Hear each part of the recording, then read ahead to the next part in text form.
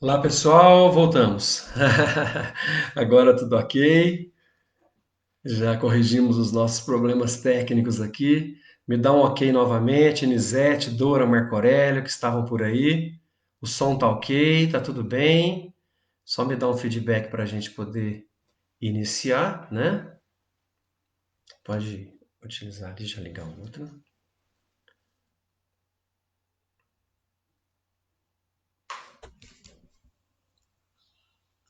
Ok. Estamos ao vivo pelo Instagram e também pelo Facebook. Só estou aguardando um novo retorno de vocês. Tudo ok? Ok, som ok, tranquilo. Ok. Só me confirma se está tudo bem. Tanto aqui no Insta, como no Face. Som bom. Imagem, tudo ok? Vamos lá. Ok? Ok, boa noite, pessoal. Só me fala, ok, né? Som ok, imagem, muito bem.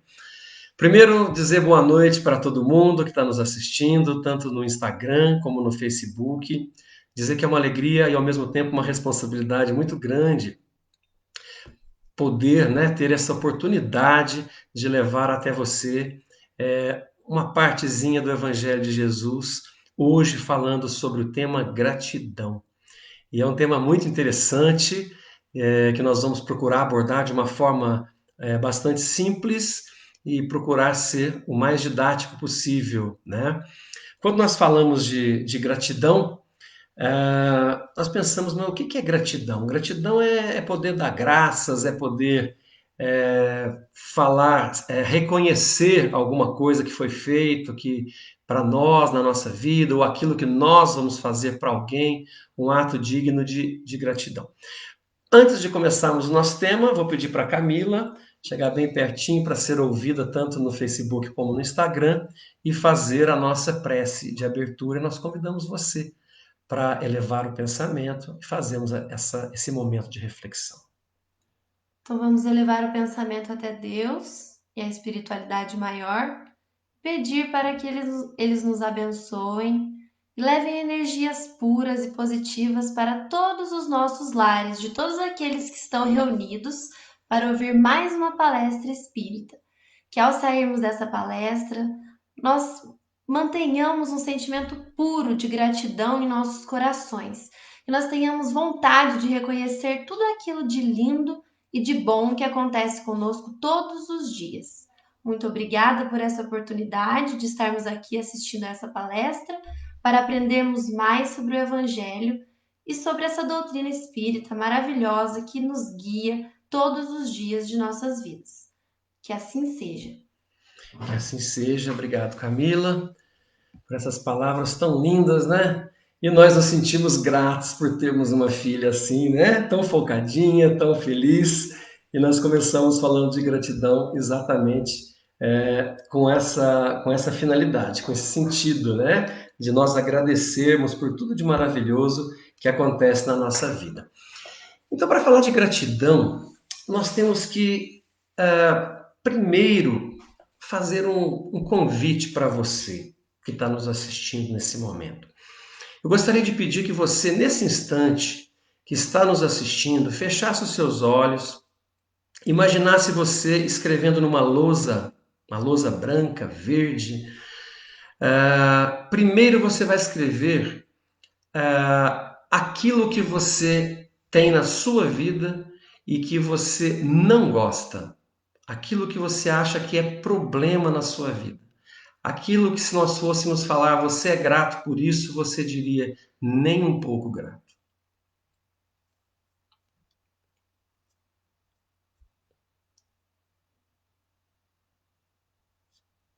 Muito bem. Agora eu gostaria que você, da mesma forma, fechasse os seus olhos e imaginasse escrevendo numa lousa pessoas e coisas que você tem motivos para ser grato, que você tem motivos para agradecer de verdade. Imagine aí.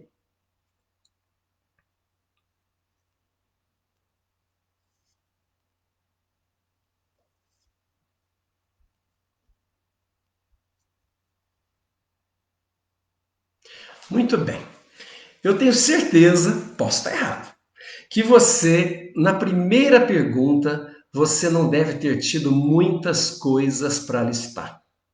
E quando eu disse para você listar pessoas ou coisas que você tem tudo para agradecer, você teve uma lista maior. Se essa relação inverteu, aí eu fico preocupado. Mas eu tenho certeza que você tem muito mais para agradecer do que para dizer que você não tem gratidão ou você não está agradecido por alguém ou alguma coisa na sua vida. E por que será que mesmo assim a gente ainda continua sempre dando ênfase naquilo que é ruim, que não é bom na nossa vida? Sendo que aquilo a que nós devemos uma graça, uma gratidão, um agradecimento, representa muito mais do que aquilo que nós não gostamos ou que nós não somos agradecidos. Né? Então a gratidão, se nos mostra como um sentimento que tem a capacidade de transformar a nossa vida, de transformar verdadeiramente vidas, né? Mas nós não costumamos fazer conta das dádivas, mas nós fazemos apenas dos nossos tropeços. E isso, naturalmente, nós que procuramos estudar a doutrina espírita, sabemos da influência muito grande dos espíritos, né? Das entidades do plano espiritual, tanto positivo, superior, como inferior nas nossas vidas. E quando nós nos colocamos de uma forma ingrata com relação a tudo que acontece na nossa vida, isso vai fazendo brotar no solo dos nossos corações sentimentos de ingratidão, sentimentos inferiores. Então, isso faz com que a gente decline um pouquinho a nossa energia, né? Por outro lado, existem pessoas que são naturalmente gratas por tudo. Né? Então nós temos uma historinha que eu ouvia muito do meu pai, eu ouvia também nas palestras, né, Raul Teixeira e vários palestrantes espíritas, sobre Jerônimo, aquele palestrante tetraplégico, né? E que ele era levado, conduzido à casa espírita, colocava-se numa cama, num colchão, naquela posição, colocava-se o microfone para ele e ele fazia a palestra durante aqueles minutos, uma hora, né? E era muito assim, era apaixonante a forma como ele falava, né? Só numa posição. E um dia após a palestra, um repórter chegou para ele e falou assim: Jerônimo, você falou sobre felicidade, sobre o bem-estar, mas eu gostaria de saber de você, e aquela repórter até assim, duvidando que ele teria uma resposta positiva sobre aquilo. Jerônimo, o que faria você mais feliz nesse momento? E ele respondeu de forma muito simples: poder virar na cama de lado de vez em quando. Então, a nossa gratidão, às vezes a gente quer um carro, uma casa, uma coisa maravilhosa, e quando na verdade nós temos assim que ser gratos pelas coisas mais simples na nossa vida, como o virar de lado do Jerônimo, que era conhecido como o gigante deitado, né? Pela sua preciosidade, pelo seu valor moral, né? Não pela sua estatura física. Então, o que nós precisamos fazer para que nós possamos falar sobre gratidão de uma forma que nós possamos compreender o quanto esse sentimento de nós darmos graças em tudo, mas em tudo, André, em tudo na nossa vida, né? Então, nós precisamos dar um novo significado. Nós precisamos ressignificar a nossa vida, dar um novo sentido aos fatos e aos acontecimentos da nossa vida. Mas será que é possível mesmo nós darmos graças em tudo? Quando nós estamos sofrendo, na verdade, nós não achamos graça em nada, né? Mas lá em João, capítulo 4, versículo 8, nós temos lá que Deus é amor. Então nós precisamos entender a nossa relação com o Criador. E nesse sentido, a doutrina espírita nos trabalha muito bem. Quando Kardec pergunta, na primeira pergunta do Livro dos Espíritos, ele não pergunta quem é Deus, ele pergunta o que é Deus. E os espíritos respondem, né? É a inteligência suprema do universo, a causa primária de todas as coisas. Ali já mudava o sentido e o significado do Criador para nós, criaturas de Deus, né? Então nós precisamos entender essa relação com o Criador, para que nós possamos confiar plenamente no Criador. Porque a desconfiança ou a falta de crença já é suficiente para nos afastar do caminho da verdadeira gratidão. Como é que nós vamos ser gratos se nós não acreditamos piamente, nós não acreditamos de forma convicta na existência de um Criador que, como está em João, é puro amor? Até a dor precisa ser entendida como um recurso didático de Deus para nos acordar, né? Então, o ressignificado da nossa vida passa pelo ressignificado da própria dor. Então, sendo Deus, como João coloca no evangelho dele, objeto de puro amor, sempre encontraremos nele recursos de aprendizado. Essa é a finalidade verdadeira do Criador para as suas criaturas. E esse amor, na nossa visão, na visão da doutrina espírita, ele tem que transcender a vida atual. Nós não podemos tomar como referência uma única existência. Nós somos frutos da nossa semeadura. E aí que está a parte mais difícil, né? Porque quando nós nos colocamos como os próprios autores das nossas dificuldades, nós perdemos aquela possibilidade de achar os culpados para a nossa vida, para as nossas mazelas, para as nossas dores, que é muito mais conveniente e muito mais tranquilo, né? Quando nós começamos a procurar um culpado, né? Então a gente sempre ouve a seguinte frase, inclusive de Cortella, Mário Sérgio Cortella, um filósofo, ele não se diz filósofo, mas para nós ele é, que ele diz que nós precisamos adequar o nosso sentido, avaliar o que nós estamos fazendo da vida, né, para que nós possamos avaliar realmente a nossa responsabilidade na existência. Então ele diz assim, que é muito mais fácil arrumar culpados do que resolver a situação. É o que diz Cortella, né? Então, sendo Deus esse objeto de amor, nós precisamos adequar a nossa postura. E a nossa postura depende exatamente da visão e do significado que nós damos à nossa própria vida, né? Aí nós vamos entrar um pouquinho mais na visão espírita, mas eu gostaria de fazer uma comparação da gratidão para nós entrarmos no nosso tema dessa noite. Se nós imaginarmos que nós estamos para transpor várias portas, e cada porta simboliza uma virtude, a porta da solidariedade, a porta da fraternidade, a porta da humildade, né? A porta do amor, e nós estamos de cá. Se nós estamos de cá e ainda não entramos na porta da humildade, é porque nós estamos no recinto do orgulho, né? E como é que nós fazemos para abrir essas portas? Nós utilizamos a nossa chave mestra. A nossa chave mestra se chama gratidão. Quando nós não usamos a nossa chave mestra da gratidão, nós não podemos transpor a porta da humildade. Como é que nós vamos, não sendo humildes, sendo orgulhosos que nós somos, não é? Como que nós vamos fazer para reconhecer no outro um valor que permita nós atingirmos um sentimento, trabalharmos um sentimento de agradecimento ou de gratidão, se nós sequer acreditamos que o outro pode agir de forma graciosa, de forma humilde, de forma a contribuir com o nosso crescimento.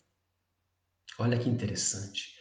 Cada porta, como é que nós vamos transpor a porta, entrar no recinto do amor, se nós estamos aqui no desamor, no ódio, na dificuldade? Eu não tenho como transpor sem ser pela chave mestra da gratidão. E a doutrina espírita nos aclara a visão dentro de uma perspectiva pluriexistencial, nos retirando das fileiras de culpados e nos iniciando na trilha dos semeadores. Nós passamos a ser semeadores e não mais culpados. Então, se nós analisarmos esse sentido, é muito melhor resolver as nossas situações, nos responsabilizarmos pela nossa vida, tomarmos a rédea da nossa existência, não é? Caminhando através da nossa semeadura e colhendo os frutos dessa semeadura, né?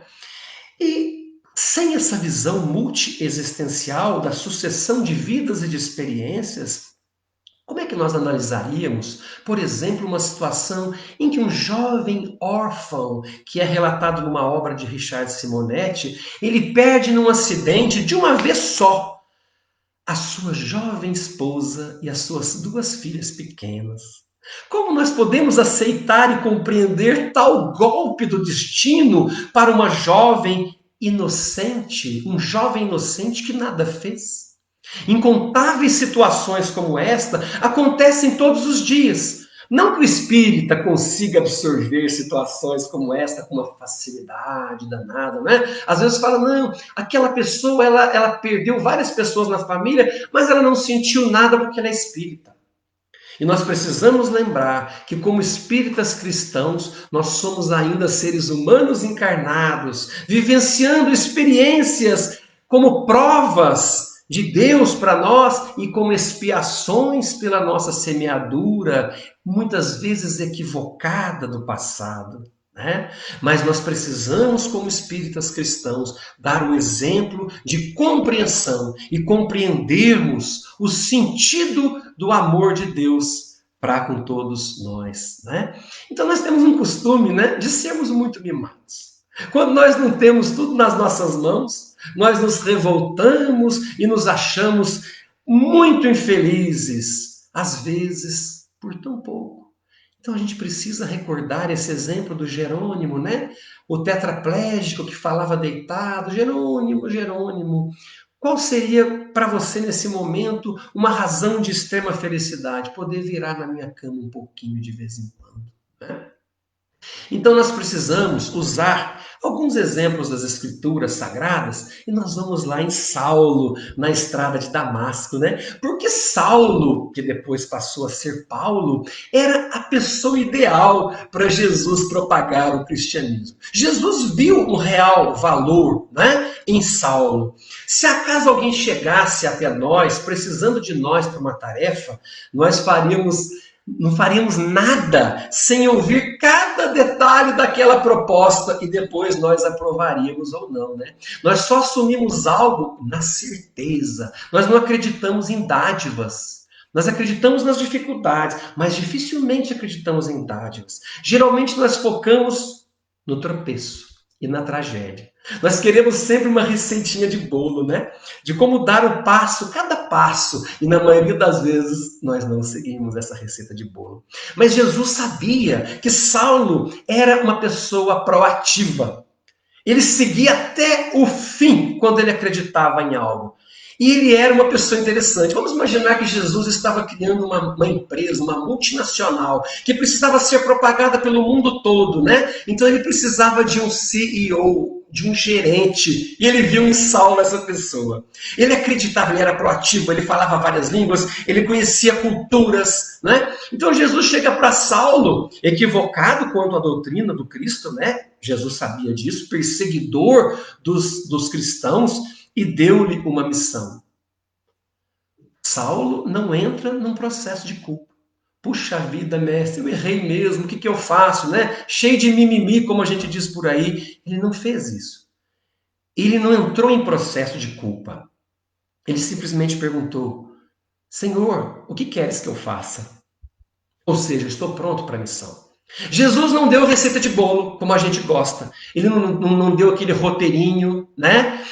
Imagina se Jesus dissesse assim para Saulo, olha, você vai mudar de nome, você vai ficar no deserto muito tempo para se tornar mais humilde, vai conviver com aqueles a quem você perseguiu, vai fazer 4 grandes viagens onde fundará igrejas e vai continuar se comunicando com estes povos sem e-mail, sem WhatsApp, sem sinal de internet, apenas com cartas escritas no lombo do burrinho.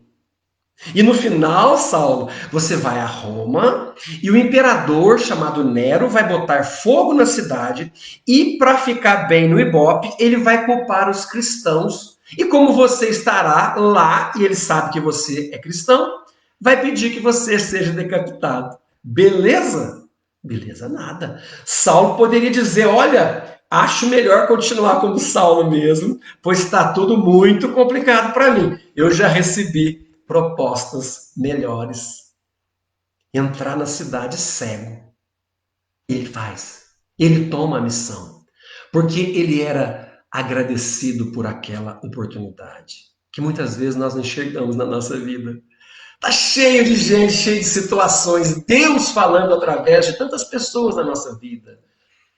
O princípio criador do universo, a causa primária de todas as coisas, trabalhando incessantemente para nos converter na nossa trilha de Damasco de todos os dias.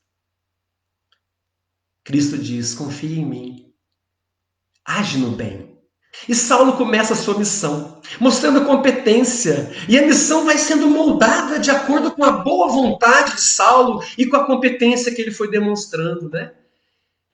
Nós vamos sendo testados no pequeno. E se nós somos fiéis no pequeno, certamente Cristo sabe que nós seremos fiéis também no grande.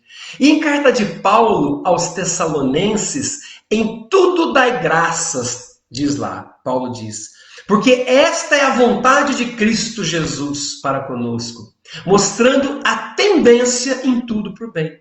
E nós ainda insistimos na tendência em tudo para o mal, não é? Então é interessante, Paulo continua na mesma carta, examinai tudo e retende o bem. Ou seja, é um convite que Paulo faz para que nós possamos selecionar aquilo que tem de bom no nosso dia, na nossa família, no nosso trabalho. Mas aonde que nós colocamos o nosso foco? Na parte ruim. Então nós precisamos olhar aquelas portas que se abrem que se mostram à nossa frente, porque a abertura depende de nós, da nossa gratidão, da chave mestra, e fazer como Kardec. Kardec era um examinador, Allan Kardec, e ele pergunta aos espíritos, no livro dos espíritos, por que analisando o panorama da Terra, Kardec também dá uma desviadinha, ele começa a olhar um pouquinho para a parte ruim. Por que analisando o panorama da Terra, nós temos a impressão que estamos retrogradando moralmente? E os espíritos respondem com aquela tranquilidade: enganastes. Pois se olharmos bem, perceberemos que avançamos. Aí os espíritos colocam mas, quando os espíritos colocam mas, aí vem. Às vezes é necessário que o mal chegue ao extremo, para que o homem sinta a necessidade do bem e das reformas. É necessário que o mal chegue ao extremo para que o homem sinta a necessidade do bem e das reformas. Olha, esse momento, pessoal, que nós estamos passando, vivendo, é um convite para nós nos reformarmos no bem, não é? E a ferramenta dessa reforma é a capacidade de confiarmos em Deus como Saulo confiou no Cristo. E nos voltarmos para a necessidade de agradecermos a tudo em nossa vida, mas tudo mesmo. Essa que é a grande sacada, que é a grande diferença. A essa capacidade de nós acreditarmos e agradecermos em tudo, nós chamamos de gratidão. Kardec vai além. Tem o homem o poder de atrasar o progresso da humanidade? Ele pergunta para os espíritos. Será que nós temos esse poder de atrasar o progresso da humanidade? Os espíritos respondem sim, mas a espiritualidade superior interfere, provocando abalos físicos e morais. Olha o abalo moral que nós estamos passando. Para fazer a humanidade avançar. Olha que interessante. Então nós estamos num momento de crise moral, em que tantas coisas estão ficando nítidas. Dentre elas, a dificuldade que nós temos em agradecer. Agradecer por esse momento que nós temos a escolha de resgatar os valores da nossa família, de curtir os nossos filhos, de curtir os nossos pais, de fazer pelos nossos pais em idade avançada tudo aquilo que eles fizeram por nós em idade tenra e fazem até hoje. Por fazermos aquilo que nós podemos fazer de melhor na nossa profissão. Não esperar cairmos do cavalo numa estrada para começar a descobrir o que nós precisamos fazer da nossa vida. Então é o momento de nós, nesse momento, Nós perdemos a nossa capacidade de escolha e começamos a ser conduzidos compulsoriamente quando nós não acreditamos na gratidão. Vamos tomar as rédeas da nossa existência. Tem uma passagem muito linda do Winston Churchill, que é um primeiro-ministro britânico. Na época da Segunda Guerra Mundial, ele percebeu a guerra iminente e alertou as autoridades da época, principalmente americanas e francesas, de que algo ruim poderia acontecer, mas ninguém deu ouvido. Aí ele disse o seguinte: olha como é que isso vale para a nossa vida. Passou o tempo da procrastinação, da gente enrolar, né? De adiar e de negociar, que nós somos mestres, né?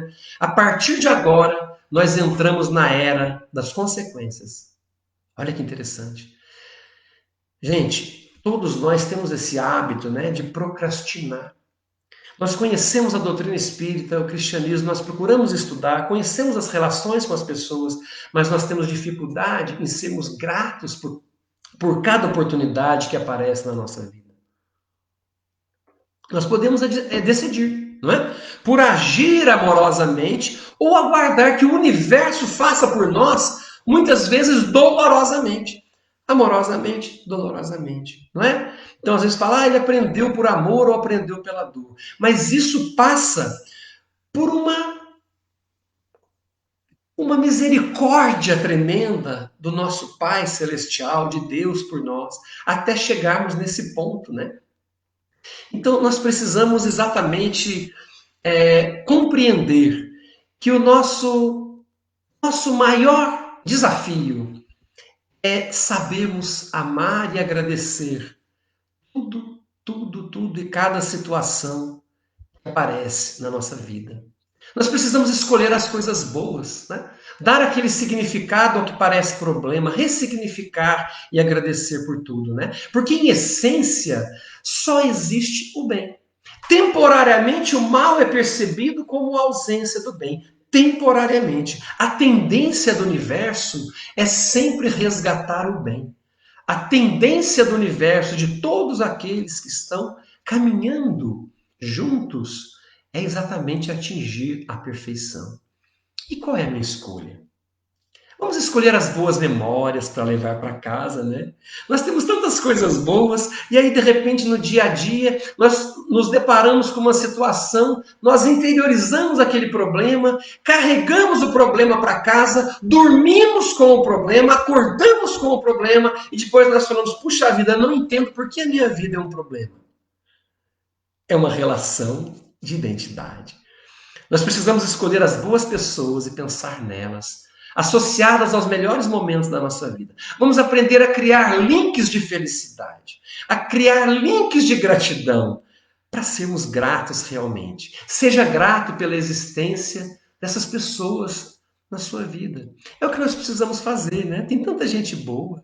E gratidão é uma questão pura de escolha, né? Nós podemos escolher reclamar da vida.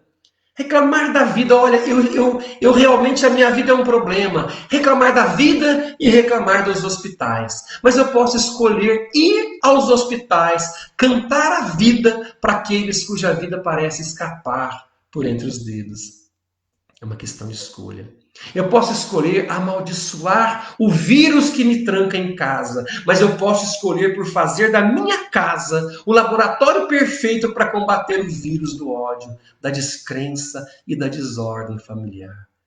Só depende da minha escolha. Eu preciso escolher. Eu posso escolher reclamar das pessoas que atrapalham a minha vida, mas eu posso agradecer pela oportunidade, pela minha vida repleta de pessoas que possam me amar e serem amadas por mim. É uma questão de escolha. Nós escolhemos o que queremos enxergar e eternizar para nossas vidas. Nós deixaremos as marcas da nossa vida, né? Há poucos dias nós estávamos assistindo um trabalho de mentoria, né, profissional com o nosso querido amigo Ricardo Novak, e ele passou para nós um vídeo do Arnold Schwarzenegger, e ele falava de tudo aquilo que fez com que a vida dele fosse uma maravilha, e ele tinha só motivos para agradecer, e uma das coisas que ele falou é que na nossa vida, nós não podemos ter plano B. Nós temos que ter apenas o plano de ação, nosso plano de missão. E ele começa pela gratidão. Quando nós criamos um plano B, nós convertemos toda a nossa energia para a possibilidade de errarmos e nós dosamos 80, 90% dessa energia para o nosso plano B. Então vamos ter apenas o nosso plano de ação. De trilharmos o caminho do bem, de fazermos a melhor escolha, de valorizarmos aquelas pessoas que estão conosco no caminho, né? Ainda reportando as escrituras sagradas, nós temos lá na história de Jó, né? O relato de quem perde tudo na vida, mas tudo mesmo, casa, filhos, tudo. Mas não perde a fé em Deus, não perde a crença. Nós precisamos aprender a confiar, nós perdemos a confiança na vida e nas pessoas. Nós precisamos ser gratos pela vida, pelas pessoas que estão no nosso caminho. E aí Jó diz: meu Redentor vive e por fim se levantará sobre toda a face da terra. Então a gente vê nas escrituras sagradas a fé daquelas pessoas, a confiança que aquelas pessoas têm. E por muito pouco nós perdemos a nossa fé, a nossa crença, e tudo parece ruir. Nós escutamos frases, às vezes, aqui nesse momento em que nós estamos passando, do tipo: esse vírus vai acabar com a minha vida. Mas o que acaba com a nossa vida é o vírus da discórdia, o vírus da descrença, o vírus do ódio, o vírus da ingratidão que acaba com a nossa vida. Nós damos muito valor a um vírus que tem data para início e fim da sua ação. Mas nós não damos valor ao vírus do amor que pode contagiar os nossos corações, ao vírus da fé inabalável, não é? Então nós precisamos realmente trabalhar o ressignificado da nossa vida. Nós precisamos trazer para nós, para um estudo sério, para um bate-papo, para uma DR de amor, né? Exatamente o que a vida significa para mim. Quais as escolhas que eu estou fazendo para que a minha missão seja cumprida? Nós estamos fazendo como Saulo ou nós queremos uma receita de bolo pronta para darmos cada passo da nossa vida? Não há por que temer. Pois Deus é misericordioso. E nós temos que misericórdia significa do grego miseratio, compaixão, e cordes, coração, traduzindo, coração misericordioso. Coração misericordioso é o que Deus tem por nós. E é que todas as criaturas que são gratas pela vida trazem em seu coração. Então nós damos sempre pouca importância ao agradecer. Apesar de nos Estados Unidos, que às vezes nós falamos é um país muito materialista, a principal data é o Thanksgiving Day, que é exatamente o dia de ação de graças, que traz uma popularidade e um sentimento talvez muito maior do que o Natal, né? Que é exatamente o evento materialista, que nós não conseguimos ainda enxergar o Natal como o nascimento de Jesus. Nós vemos como o dia do presente que nós devemos comprar. E nos Estados Unidos o Thanksgiving Day é muito valorizado, né? Mas nós, na verdade, não temos que ter um dia de ação de graças. Nós devemos fazer com que todos os dias da nossa vida sejam dias de ação de graças.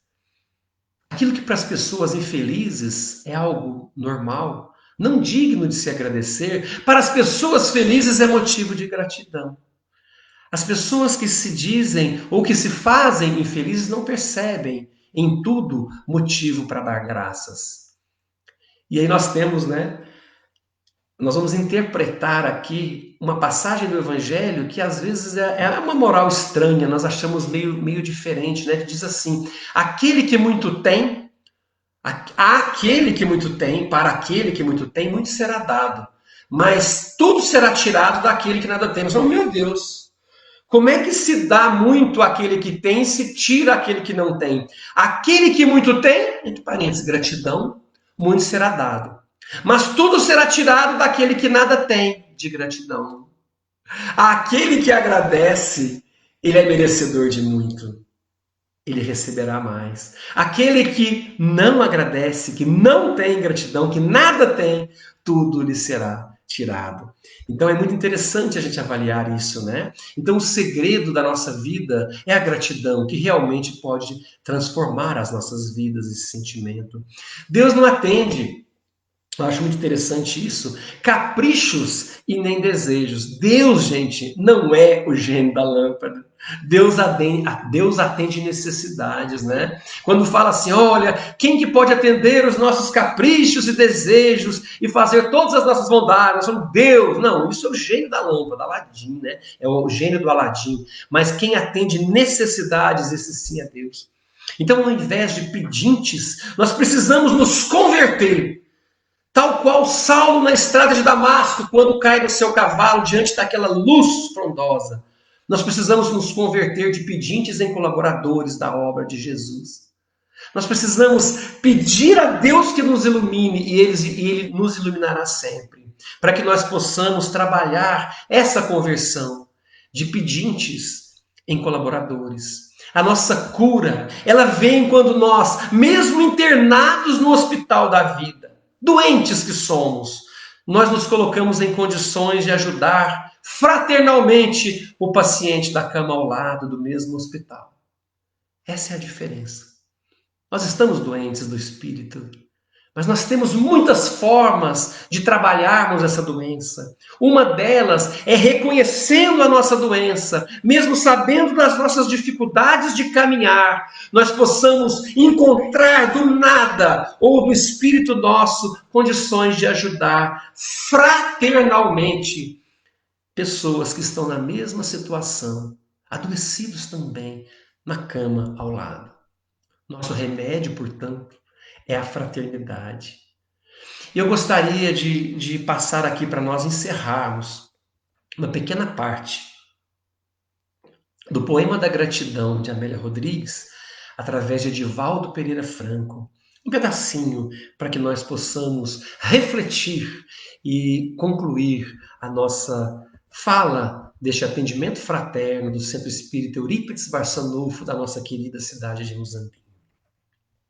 Senhor, muito obrigado pelo que me deste, pelo que me dás, pelo ar, pelo pão, pela paz. Muito obrigado pela beleza que meus olhos veem no altar da natureza. Olhos que contemplam o céu cor de anil e se detêm na terra verde, salpicada de flores em tonalidades mil. Pela minha faculdade de ver, pelos cegos eu quero interceder, por aqueles que vivem na escuridão e tropeçam na multidão. Por eles eu oro e a ti imploro comiseração. Pois eu sei que depois dessa lida, numa outra vida, eles enxergarão. Senhor, muito obrigado pelos ouvidos meus, ouvidos que ouvem o tamborilar da chuva no telheiro, a melodia do vento nos ramos do salgueiro, a dor e as lágrimas que escorrem no rosto do mundo inteiro. Diante de minha capacidade de ouvir, pelos surdos eu te quero pedir, pois eu sei que depois dessa dor, no teu reino de amor, eles voltarão a ouvir.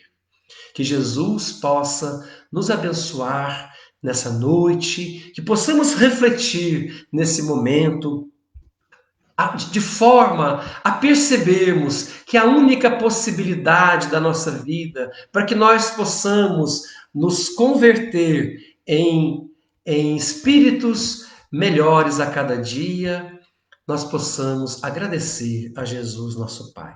Nesse momento, nós encerraremos a nossa transmissão pelo Facebook e continuaremos no Instagram com os nossos amigos para que nós possamos esclarecer alguma dúvida que porventura tenha ficado.